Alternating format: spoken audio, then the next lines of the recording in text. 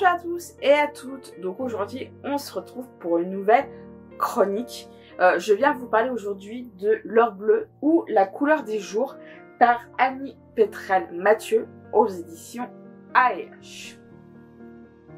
Avant toute chose, je tiens à vous signaler que ce livre, c'est la maison d'édition même qui me l'a envoyé après ma chronique sur Vent arrière. Vous aurez la petite fiche là-haut et la vidéo en barre d'infos ainsi que l'article. Je tiens à remercier les éditions AEH qui m'ont envoyé ce livre pile au bon moment parce que ça commençait à venir au moment où les beaux jours revenaient. Les jours se rallongeaient et les températures étaient agréables. Donc c'est pile point un livre adapté à cette période.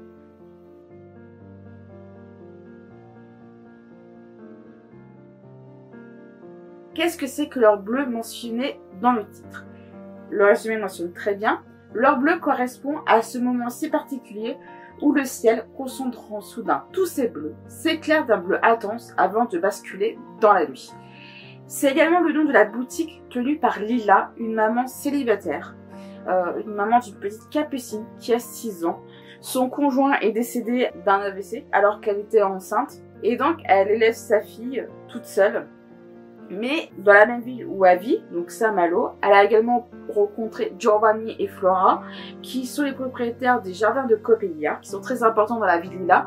Et un jour, dans la classe de son fils, va arriver un petit Victor, dont Lila va très vite se rapprocher du papa, nommé Lilian. En lisant le résumé, je pensais qu'on suivrait trois histoires différentes, vu comme le résumé est formulé.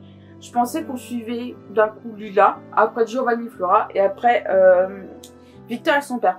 Pas du tout. L'histoire se concentre que sur Lila et les autres personnages gravitent autour d'elle.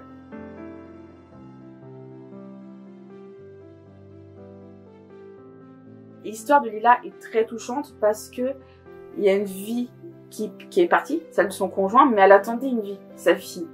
En gros, elle perd son conjoint alors qu'elle est enceinte de leur enfant qui les attendait. Ce qui fait qu'on se rapproche encore plus de Lila, c'est que c'est un récit écrit à la première personne.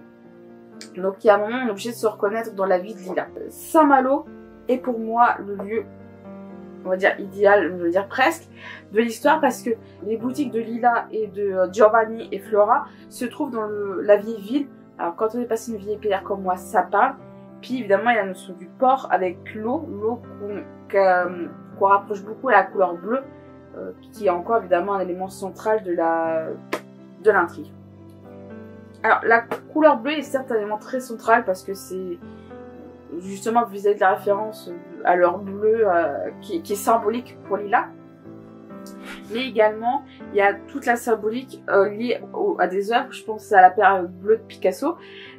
Faut savoir une chose, c'est qu'il y a également un moment des petits paragraphes là, donc c'est un petit extrait de lettres de Vincent van Gogh à sa sœur. Donc, je veux pas de Picasso, je veux pas de Van Gogh, donc les œuvres sont très importantes. Mais il y a vraiment une très grande force, en tout cas présence de l'art en général. Alors, il y a la poterie, en tout cas la sculpture sur poterie, parce que Lila en fait beaucoup, Flore c'est justement son métier, Giovanni est maître marionnettiste, donc elle fait comme ça parce qu'il crée des marionnettes. Donc il y a également des trucs liés à la littérature, donc quand je parle d'art c'est dans le sens très général du terme.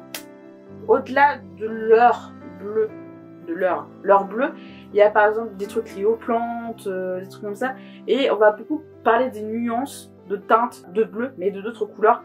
Donc voilà, on comprend mieux le titre L'heure bleue et la couleur des jours.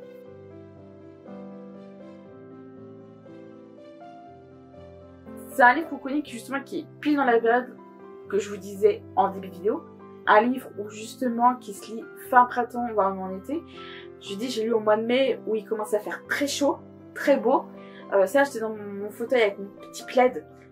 Bon, certes, quand il y avait du gel en frais le soir, avec un petit thé, enfin, ou une tisane, mais c'est vraiment un livre qui fait qu'on est pile dans la période pour le lire. En tout cas, je le conseille fortement pour la dite période.